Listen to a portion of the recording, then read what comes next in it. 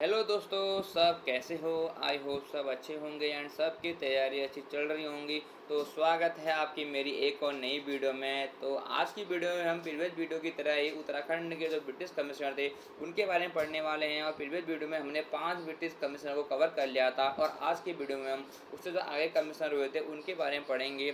और जिन भी भाई लोगों ने मेरी प्रीवियस वीडियो नहीं देखी हो प्लीज़ जाकर उनको जरूर देखें, क्योंकि वो आपके आगामी परीक्षाओं के लिए बहुत ही महत्वपूर्ण होने वाली हैं। और उसका लिंक मैं डिस्क्रिप्शन में दे दूँगा, आप उसे वहाँ से जाके चेक कर लीजिए। तो आज हम जो हमारे ब्रिटिश कुमाऊं कमिश्नर के छठे कमिश्नर हैं हेनरी रैमजे साहब के बारे में पढ़ेंगे और इनके कार्यकाल में जो भी हमारी महत्वपूर्ण घटना हुई उनके बारे में चर्चा करेंगे। और हेनरी रैमजे साहब को ही हमारा ब्रिटिश कुमाऊं कमिश्नर का महत्वपूर्ण और लोकप्रिय कमिश्नर भी कहा जाता है। तो दोस्तों अक्सर देखा गया है कि जो एग्जामिनर होता है वो हमेशा हेनरी रैमजे साहब से एक या दो क्वेश्चन जरूर उठाता है। आपने हाल ही में जो हमारी वीडियो की परीक्षा हुई थी उसमें क्वेश्चन पूछा गया था कि 1857 की क्रांति के समय हमारा ब्रिटिश कुमाऊं कमिश्नर कौन था, तो हमारे हेनरी रैमजे साहब ही थे। तो ऐसी हमेशा हेनरी रैमजे साहब से एक दो या क्वेश्चन पूछने की संभावना बनी रहती है। तो अगर आप मेरी इस वीडियो को देखते हैं तो आपको जो आगामी परीक्षा में हमारा हेनरी रैमजे साहब से कोई भी क्वेश्चन आता है तो वो हमारा गलत नहीं होगा। दोस्तों आप मेरी इन वीडियो को जरूर देखें और जो भी आपके दोस्त उत्तराखंड पुलिस कांस्टेबल पटवारी दरोगा की तैयारी कर रहे हैं उन तक इन वीडियो को जरूर पहुँचाएं।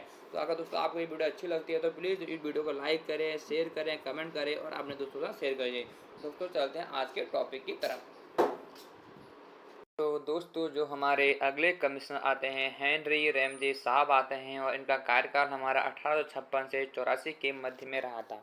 इनका कार्यकाल अधिक होने की वजह से इनके समय हमें घटनाएं बहुत अधिक देखने को मिलती है। और हेनरी रैमजे साहब ने हमारे उत्तराखंड में बहुत सारे सुधार किए थे, जैसे कि सिंचाई के क्षेत्र में देखो और स्कूली शिक्षा के क्षेत्र में देखो। इसलिए इन्हें हमारा ब्रिटिश कुमाऊं कमिश्नरी का हमारा लोकप्रिय कमिश्नर भी कहा जाता है। अगर आपसे क्वेश्चन बनता है कि उत्तराखंड ब्रिटिश कमिश्नरी का लोकप्रिय कमिश्नर कौन थे, वो हमारे हेनरी रैमजे साहब ही थे। और इन्हें हमारा कुमाऊं कमिश्नरी का छठा कमिश्नर भी हेनरी रैमजे साहब के को ही कहा जाता है। और जो हमारे हेनरी रैमजे साहब थे इन्होंने हमारे कुमाऊं में बहुत सारे पदों पर कार्य किया था। तो इन्होंने जो इनका कुल शासन हमारे उत्तराखंड में रहा था वो हमारे 44 वर्षों तक रहा था। और जो इन्होंने हमारे कमिश्नर के रूप में कार्य उन्होंने 28 वर्षों तक किया था। अगर आपसे क्वेश्चन बनता है कि हेनरी रैमजे ने हमारे ब्रिटिश कुमाऊं में कितने वर्षों शासन किया, 44 का आंसर देना। और अगर पूछा जाए कि कमिश्नर के रूप में कितने वर्ष शासन किया तो इन्होंने 28 वर्षों तक वहाँ पे हमारा शासन किया था। और रैमजे जो थे वो हमारे स्कॉटलैंड जो निवासी थे, डलहौजी के चचेरे भाई थे। और इनका विवाह हमारा लूसी गठन की पुत्री से हुआ था, जो कि हमारे ब्रिटिश कुमाऊं कमिश्नर के चौथे कमिश्नर लूसी गठन थे। और उनकी पुत्री से हमारा रैमजे साहब का विवाह भी हुआ था दोस्तों। तो दोस्तों जो हमारे हेनरी रैमजे साहब थे इनके बारे में जो महत्वपूर्ण घटना मिलती है वो हमारे 1858 की मिलती है। जो हमारे रैमजे साहब थे वो हमारे ईसाई धर्म के प्रचारक थे। तो इन्हीं के समय हमारे नैनीताल में हमारा भारत के प्रथम मेथोडिस्ट चर्च की स्थापना पादरी विलियम बल्डर के द्वारा कर दी गई थी। तो आपका क्वेश्चन बनता है अगर दोस्तों पेपर में कि भारत के प्रथम मेथोडिस्ट चर्च की स्थापना कब हुई थी, तो 1858 में हुई थी, हेनरी रैमजे साहब के समय हुई थी। और नैनीताल में इसकी स्थापना हमारे कर दी गई थी। दोस्तों 4 स्टार लगा दीजिए, एक क्वेश्चन आपके आगामी परीक्षा में आपको देखने को मिल सकता है। दोस्तों जो अगली घटना आती है हमारे रैमजे साहब के बारे में वो हमारे 1857 की क्रांति की आती है। तो 1857 की क्रांति के समय हमारे कुमाऊं कमिश्नर हमारे हेनरी रैमजे साहब थे। ये क्वेश्चन आपसे वीडियो के एग्जाम में पूछा गया था कि 1857 की क्रांति के समय हमारे ब्रिटिश कुमाऊं कमिश्नर कौन थे, वह हेनरी रैमजे साहब ही थे।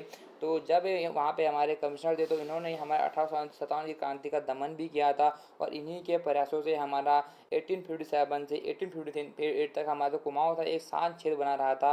और इन दिनों जो हमारे बहुत सारे लोग थे, जैसे कि रुहेलखंड के जो कमिश्नर थे अलेक्जेंडर थे और बरेली डिवीजन के अधिकारी थे और कई यूरोपियन अधिकारी ने हमारे नैनीताल में इन्हीं के समय हमारा शरण भी ली गई थी। तो ये दोस्तों आपके लिए क्वेश्चन बन सकता है, इसे आप अच्छे से नोट कर लेना और इसे अच्छे से याद भी कर लेना। जो अगली घटना आती है वो हमारे रैमजे साहब के बारे में, वो हमारे 1863 से 1864 में आती है। तो ये बहुत महत्वपूर्ण घटना है, जो कि इसी बीच हमारे ब्रिगेड ने हमारा 9वां भूमि बंदोबस्त कराया था। दोस्तों अगर आपसे पूछा जाता है कि 9वां भूमि बंदोबस्त कब हुआ, तो 1863 से 1864 में हुआ था। और इसमें हमारे वैज्ञानिक पद्धति का उपयोग भी किया गया था। और एक घटना इसलिए महत्वपूर्ण है क्योंकि जो इस समय जो हमारे कमिश्नर थे वो हमारे रैमजे साहब ही थे। तो इससे आपको 2 फैक्ट मिल जाते हैं। अगर पूछा जाता है कि 9वां भूमि बंदोबस्त किसने कराया, तो वो हमारे ब्रिगेड साहब ने कराया था। 1863 से 1864 में कराया था। और किनके समय कराया गया था, वो हमारे हेनरी रैमजे साहब के समय ये भूमि बंदोबस्त कराया गया था दोस्तों।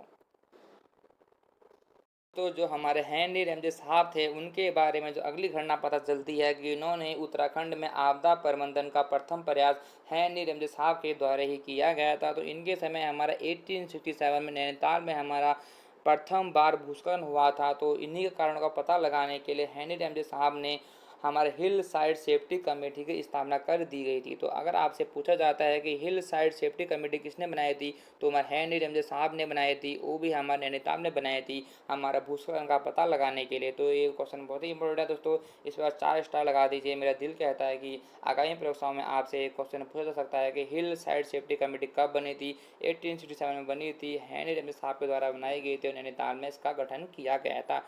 जो हमारी अगली घटना आती है रमजे साहब के बारे में, वो हमारी 1880 की घटना थी। तो 1880 में ही हमारे हेनरी रमजे साहब के समय ही हमारे नैनीताल में हमारा भीषण भूस्खलन आया था, जिससे कि हमारे उत्तराखंड में इसका बहुत प्रभाव पड़ा था और इससे बहुत आर्थिक हानि हुई थी और कई लोगों की जान भी गई थी। तो इसके बाद जो हमारे हेनरी रमजे साहब थे, इन्होंने हमारा कुष्ठ रोगों के लिए बहुत ध्यान दिया था। तो इन्होंने जब इनकी ओर ध्यान दिया था तो सबसे पहला कदम इनका 1848 में था। तो 1848 में इन्होंने हमारे अल्मोड़ा में हमारा गणेश के गैर नामक स्थान पर इन रोगियों के लिए रहने की व्यवस्था कराई थी। और आगे चलकर इसी क्रम में इन्होंने 1854 में अल्मोड़ा में एक कुष्ठ आश्रम की स्थापना कराई गई। दोस्तों बहुत इंपॉर्टेंट क्वेश्चन है, अगर पूछा जाता है कि कुष्ठ आश्रम की स्थापना रमजे साहब ने कब कराई थी, तो हमारे 1854 में कराई थी और वो भी हमारा अल्मोड़ा में इसकी स्थापना करा दी गई। दोस्तों इसे भी आप अच्छे से नोट कर लेना और इसको अच्छे से याद कर लेना दोस्तों।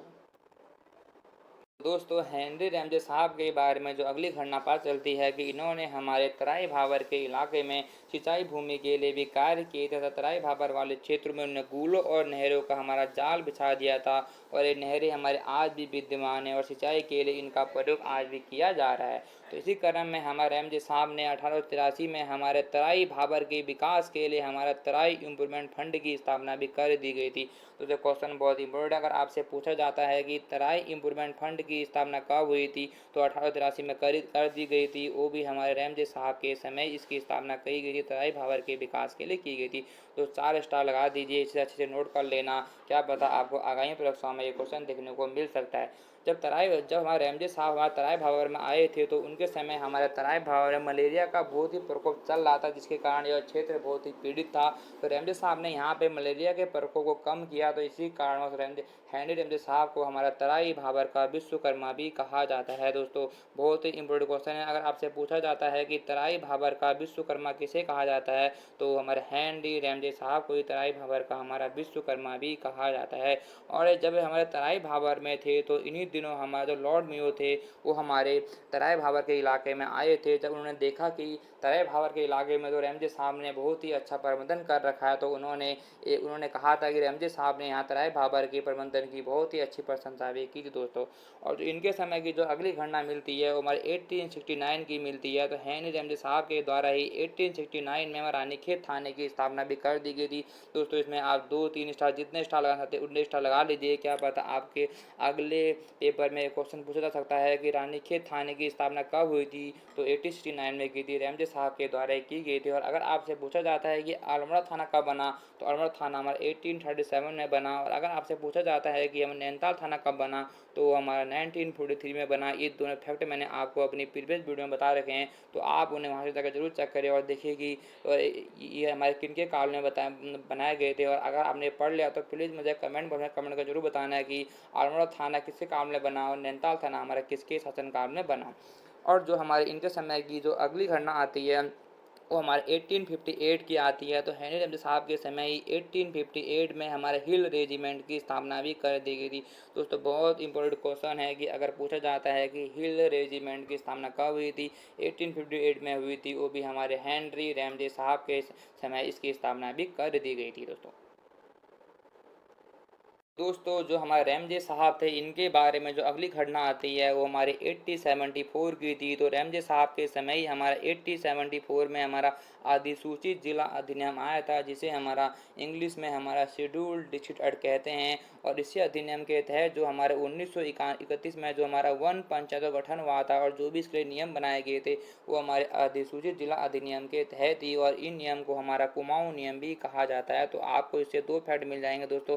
अगर आपसे पूछा जाता है कि अधिसूचित जिला अधिनियम कब पारित हुआ, तो हमारा 1874 में पारित हुआ। और अगर आपसे पूछा जाता है कि कुमाऊं में वन पंचायत कब बनी, तो हमारे 1931 में बनी, और जो भी इसके नियम बनाए गए थे वो हमारे अधिसूचित जिला अधिनियम के तहत बनाए गए थे, और इन नियमों को हमारा कुमाऊं नियम भी कहा जाता है। और जो हमारी अगली घटना आती है रैमजे साहब के बारे में, तो रैमजे साहब ने हमारा उत्तराखंड में वन संरक्षण का प्रथम प्रयास भी रैमजे साहब के द्वारा किया गया था, और पेड़ों पे हमारे मार्किंग व्यवस्था भी हमारे रैमजे साहब ने शुरू की थी। दोस्तों क्वेश्चन बन सकता है कि उत्तराखंड में पेड़ों पे मार्किंग व्यवस्था किस कमिश्नर ने शुरू की, तो हमारे पेड़ों पे मार्किंग व्यवस्था हमारे रैमजे साहब के समय ही शुरू की गई थी, और इन्होंने वन संरक्षण का भी कार्य रैमजे साहब के द्वारा ही किया गया था।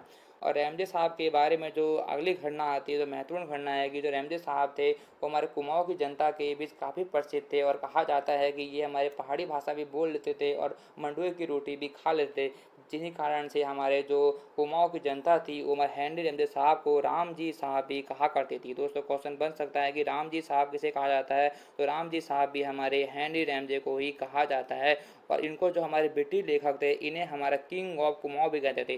तो अगर आपसे क्वेश्चन बनता है कि किंग ऑफ कुमाऊं किसे कहा जाता है, तो किंग ऑफ कुमाऊं भी हमारे रैमजे साहब को ही कहा जाता है दोस्तों। और इनके बारे में दो दो और इनके नाम हैं। तो अगर आपसे पूछा जाता है कि कुमाऊं का केसर किसे कहा जाता है, तो हमारा कुमाऊं का केसर भी हमारे रैमजे साहब को ही कहा जाता है। और जो अगर पूछा जाता है कि कुमाऊं का बेताज बादशाह किसे कहा जाता है, तो जो हमारे कुमाऊं का बेताज बादशाह भी हमारे रैमजे साहब के बारे में कहा जाता है। तो आपको इनके चार नाम मिल गए दोस्तों। पहला नाम अगर पूछा जाता है कि हमारा रामजी साहब किसे कहा जाता है, तो वो हमारे रैमजे साहब को कहा जाता है। और दूसरा नाम हमारा किंग ऑफ कुमाऊं बोला जाता है इनको। और तीसरा नाम इनमें कुमाऊं का केसर भी कहा जाता है। और चौथा नाम इन्हें हमारा कुमाऊं का बेताज बादशाह भी कहा जाता है। और इनका एक नाम और प्रसिद्ध है, इन्हें हमारा मुकुट रहित राजा भी कहा जाता है। दोस्तों बहुत इंपॉर्टेंट क्वेश्चन है। अगर आपसे पूछा जाता है कि हमारा मुकुट रहित राजा किस कमिश्नर को कहा जाता है, तो हमारा मुकुट रहित राजा भी हमारे हैंनरी रैमजे साहब को बारे कहा जाता है। तो मैंने आपको इतने सारे इनके नाम बता दीजिए, तो आप पक्का इनको अच्छे से याद कर लेना और अपने कॉपी में नोट कर लेना।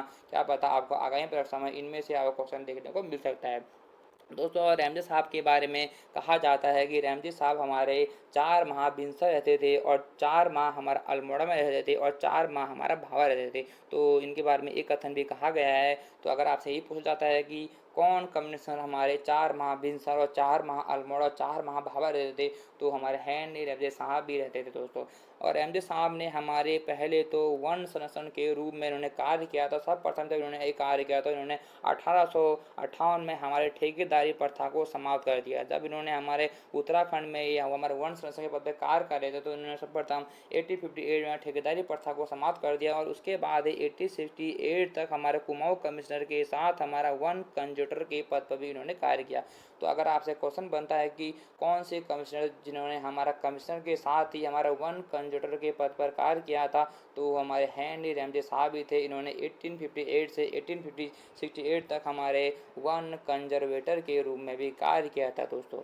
अब दोस्तों जो इनके बारे में अगली घटना पता चलती है वो थी हमारे 1884 की थी। तो 1884 में जब हमारे उत्तराखंड में पहली बार रेल का आगमन हुआ था, वो भी हमारे हैंनरी रैमजे साहब के समय ही हुआ था। तो इसकी पूरी डेट है हमारा 24 अप्रैल 1884 में है दोस्तों। तो 1884 में हमारा पहली बार उत्तराखंड में हमारी काठगोदाम में ट्रेन आई थी, वो भी हमारे रैमजे साहब के समय ही चली थी दोस्तों। और ये ट्रेन हमें लखनऊ से हमारी काठगोदाम तक चली थी, तो ये भी आपको ध्यान रखना दोस्तों। और दोस्तों जो इसके बारे में जो महत्वपूर्ण घटना है दोस्तों, हमारे हैंनरी रैमजे के शासनकाल को हमारा ब्रिटिश कुमाऊं का स्वर्ण काल भी कहा जाता है। तो अगर आपसे पूछा जाता है कि ब्रिटिश कुमाऊं का स्वर्ण काल किसे कहा जाता है, तो हमारे हैंनरी रैमजे साहब को कहा जाता है। और अगर आपसे पूछा जाता है कि ब्रिटिश कुमाऊं कमिश्नरी का स्वर्ण काल किसे कहा जाता है, तो हमारे बैटन के शासनकाल को कहा जाता है। ये मैंने आपको अपनी प्रीवियस वीडियो में बताया था, लेकिन दोस्तों कहीं कहीं बुक में ये दोनों फैक्ट नहीं दिए हैं, कहीं कहीं बुक में ये फैक्ट दिए हैं। तो अगर आपके ऑप्शन में जो भी अगर दोनों में से क्वेश्चन आता है और जो भी आपके ऑप्शन में आएगा,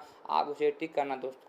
तो और जो हमारे इनके बारे में जो अगली घटना पता चलती है वो हमारे 1872 की घटना थी दोस्तों। तो 1872 में हमारा हैंनरी रैमजे साहब के समय हमारे तराई जिले को हमारा कुमाऊं कमिश्न में शामिल कर दिया गया था। तो इससे पहले भी हमारा 1842 में सबसे पहले हमारा कुमाऊं तराई जिले को हमारा कुमाऊं कमीशन शामिल किया और उसके बाद हमारे 1848 में दोबारा तराई जिले को हमारा कुमाऊं कमीशन से अलग कर दिया गया था। और जब जब हमारे रमजे साहब आते हैं तो इनके समय भी हमारा हो जाए, इनके समय भी हमारा 1872 में दोबारा से हमारा कुमाऊं कमीशन को हमारा तराई जिले को हमारा कुमाऊं कमीशन शामिल कर दिया जाता है दोस्तों।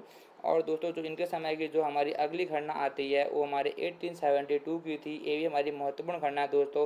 तो इन्हीं के समय हमारे 1872 में हमारे कार्ड सड़क का निर्माण किया गया था दोस्तों। बहुत इंपॉर्टेंट क्वेश्चन है, अगर आपसे पूछा जाता है कि कार्ड सड़क का निर्माण कब हुआ तो 1872 में हुआ।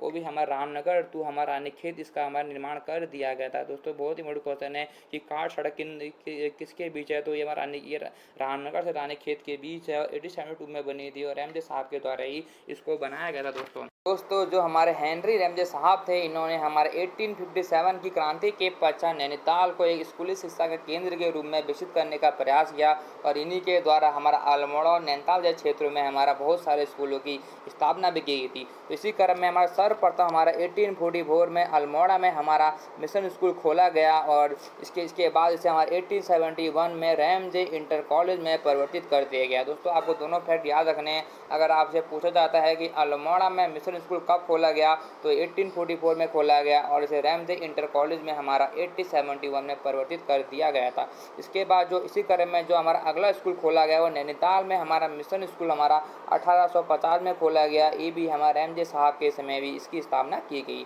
तो जो हमारा अगला स्कूल आता है वो था हमारा स्टोनले स्कूल था। ये भी हमारा नैनीताल में ही खोला गया, रमजे साहब के समय ही खोला गया और 1877 में इसकी स्थापना की गई और 1947 से इसे हमारा बिरला विद्या मंदिर के नाम से जाना जाता है। दोस्तों दोनों फैक्ट आपको याद रखने हैं कि स्टोनले स्कूल कब खोला गया, 1877 में खोला गया और 1947 से इसे हमारा बिरला मंदिर के नाम से भी जाना जाता है। तो इसी क्रम में जो हमारा अगला स्कूल आता है वो था हमारा सेंट मैरीज कॉन्वेंट स्कूल। तो ये भी नैनीताल में है और इसकी स्थापना भी रमजे साहब के समय हमारा 1878 में कर दी गई थी। और जो हमारा अगला स्कूल था वो था हमारा वेलजली हाई स्कूल था। ये भी नैनीताल में ही है और इसकी स्थापना भी रमजे साहब के समय हमारा 1884 में की गई थी। और जो इसी क्रम में जो हमारा अगला स्कूल आता है वो है हमारा सेंट जोसेफ स्कूल है। वो भी हमारा नैनीताल में ही है और इसकी स्थापना भी हमारा रमजे साहब के समय हमारा 1828 में कर दी गई थी। और जो हमारा अगला स्कूल आता है वो था हमारा ऑल सेंट्स कॉलेज था। वो भी नैनीताल में ही है और इसकी स्थापना भी रमजे साहब के समय हमारा 1869 में कर दी गई थी। और जो हमारा अंतिम स्कूल था वो था हमारा शेरवुड कॉलेज था जो कि नैनीताल में है और इसकी स्थापना भी 1867 में की गई थी। लेकिन दोस्तों कहीं कहीं बुक में से 69 भी दे रखा है। अगर एक क्वेश्चन आपके पेपर में बनता है तो दोनों ऑप्शन में जो ऑप्शन आएगा आप उसे टिक करना दोस्तों। तो रमजे साहब के बारे में हमारे इतने स्कूलों की जानकारी मिलती है और उन्होंने इंडियन स्कूल हमारे आने समय स्थापित किए थे। तो आपको ये सभी स्कूल अच्छे से याद कर लेने और इन्हें अपने कॉपी पर नोट कर लेना है कि जिससे अगर आगामी परीक्षाओं में इन स्कूलों से अगर इनकी स्थापना वर्ष से कोई भी क्वेश्चन आता है तो उसे आप आसानी से कर लोगे दोस्तों। तो जो हमारे रमजे साहब थे उनके बारे में जो अगली घटना पता चलती है वो हमारा 1884 की थी। 1884 में ही हमारे रमजे साहब के समय हमारा उत्तराखंड में वनों का वैज्ञानिक प्रबंधन किया गया था। दोस्तों क्वेश्चन बन सकता है आगामी परीक्षाओं में कि उत्तराखंड में वनों का वैज्ञानिक प्रबंधन कब हुआ, तो 1884 में किया गया था, हमारे रमजे साहब के समय ही किया गया था। और रमजे साहब ने हमारा 1861 में वनों की हिफाजत तथा रक्षा के लिए हमारा वन बंदोबस्त भी किया था। तो क्वेश्चन इंपॉर्टेंट है कि उत्तराखंड में वन बंदोबस्त कब हुआ, तो उत्तराखंड में वन बंदोबस्त हमारा 1861 में हुआ। वो भी हमारे हेनरी रमजे साहब के द्वारा ही किया गया। तो जो हमारे रमजे साहब थे इनके बारे में जो अगली घटना पता चलती है वो हमारे 1869 की थी। तो हेनरी रमजे साहब के समय ही हमारा 1869 में हमारा आधुनिक रानीखेत की स्थापना भी की गई थी। अगर आपसे क्वेश्चन बनता है कि आधुनिक रानीखेत की स्थापना किनके समय हुई थी, तो रमजे साहब के समय की गई थी, हमारा 1869 में की गई थी। और जो हमारे रमजे साहब थे इनको ही हमारा कमिश्नर ऑफ हिल्स भी कहा जाता है। दोस्तों मोस्ट इम्पोर्टेंट क्वेश्चन है, अगर आपसे पूछा जाता है कि हमारा कमिश्नर ऑफ हिल्स किसे कहा जाता है, तो कमिश्नर ऑफ हिल्स भी हमारे हेनरी रमजे साहब को हमारा कमिश्नर ऑफ हिल्स भी कहा जाता है। और इनके जो मैंने आपको 5 नाम बताए थे, इन्हें हमारा कुमाऊं का केसर भी कहा जाता है, कुमाऊं का बेताज बादशाह भी कहा जाता है और इन्हें हमारा मुकुट रहित राजा भी कहा जाता है और इन्हें हमारा किंग ऑफ कुमाऊं भी कहा जाता है और इन्हें हमारा रामजी साहब भी कहा जाता है। तो आपको इस समय इनके नाम याद रखने हैं या आपसे क्वेश्चन बन सकता है दोस्तों आगामी परीक्षाओं में, इनको आपको अच्छे नोट कर लेना है और अच्छे से याद भी कर लेना है। रेमजे साहब थे, इनके बारे में जो अगली घटना आती है वो हमारी 1874 की थी। तो 1874 में ही हमारे रेमजे साहब के समय हमारा राजस्व पुलिस व्यवस्था शुरू की गई थी। दोस्तों बहुत इंपॉर्टेंट क्वेश्चन है, अगर आपसे पूछा जाता है कि उत्तराखंड में हमारा राजस्व पुलिस व्यवस्था कब शुरू हुई थी, तो हमारे 1874 में शुरू हुई थी, वो भी हमारे रेमजे साहब के समय ही शुरू हुई थी। इसी कारणवश हमारे रेमजे साहब को हमारा राजस्व पुलिस व्यवस्था का जनक भी कहा जाता है। दोस्तों बहुत इंपॉर्टेंट क्वेश्चन है, अगर आपसे पूछा जाता है कि राजस्व पुलिस व्यवस्था का जनक किसे कहा जाता है, वो हमारे हेनरी रेमजे साहब को कहा जाता है। और एक क्वेश्चन अभी हाल ही में हमारा जो उत्तराखंड लोअर पीसीएस का एग्जाम हुआ था उसमें पूछा गया था कि राजस्व पुलिस व्यवस्था का जनक किसे कहा जाता है, उसका आंसर था हमारा हेनरी रेमजे साहब था। दोस्तों जो अगली घटना हमारे रेमजे साहब के बारे में पता चलती है कि इन्होंने हमारा तराई को हमारा आर्थिक केंद्र के रूप में विकसित करने का प्रयास भी किया था, क्योंकि इन्होंने हमारे तराई भावर में बहुत सारी सिंचाई की व्यवस्था कराई थी, कूलों की व्यवस्था कराई, जो कि मैंने आपको अभी अपनी वीडियो में बताया था अभी पहले। तो इसलिए इन्होंने हमारा तराई को आर्थिक केंद्र के रूप में विकसित करने का प्रयास भी किया था। और जो हमारे रेमजे साहब थे, इनके समय हमारा मार्शल लॉ कानून लागू हुआ था। दोस्तों अगर आपसे क्वेश्चन पूछा जाता है कि किस कमिश्नर के समय हमारा मार्शल लॉ कानून लागू हुआ था, तो वो हमारे हेनरी रेमजे साहब ही थे, जिनके समय हमारा मार्शल लॉ कानून लागू किया गया था। जो हमारे रेमजे साहब थे, इनके बारे में जो अगली घटना पता चलती है कि रेमजे साहब ने हमारे कुमाऊं में अंग्रेज़ों को बसाने का विरोध भी किया था। दोस्तों क्वेश्चन बन सकता है कि किस कमिश्नर ने हमारा कुमाऊं में अंग्रेज़ों को बसाने का विरोध किया था, तो इसका सही आंसर हो जाएगा हमारे रेमजे साहब थे, उन्होंने हमारा कुमाऊं में अंग्रेज़ों को बसाने का विरोध भी किया था। और जो इनके बारे में जो अगली घटना पता चलती है कि रेमजे साहब के द्वारा उत्तराखंड में किसको दानवीर महिला की उपाधि दी गई थी। दोस्तों 4 स्टार लगा दीजिए, क्वेश्चन बन सकता है आपके आगामी परीक्षाओं में कि रेमजे साहब के द्वारा उत्तराखंड में किस महिला को हमारा दानवीर महिला की उपाधि दी गई थी, तो इसका सही आंसर हो जाएगा हमारा जसूली दताल को हमारा दानवीर महिला की उपाधि दी गई थी, क्योंकि जसुली दताल ने हमारा केदारनाथ और बद्रीनाथ मार्गों पर अनेक धर्मशाला का निर्माण कराया था, जिस कारण हमारे रेमजे साहब के द्वारा हमारा जसूली दताल को हमारा दानवीर कर्ण की उपमा भी दी गई थी। अब इसके बाद रेमजे साहब का जो हमारा 1884 में हमारा रेमजे साहब हमारा सेवानिवृत्त हो जाते हैं और इनका कार्यकाल हमारा समाप्त हो जाता है। और इनके बारे में कहा जाता है कि हेनरी रेमजे साहब हमारा सेवानिवृत्ति के पश्चात हमारा अल्मोड़ा और नैनीताल जाके रहने भी लगे थे।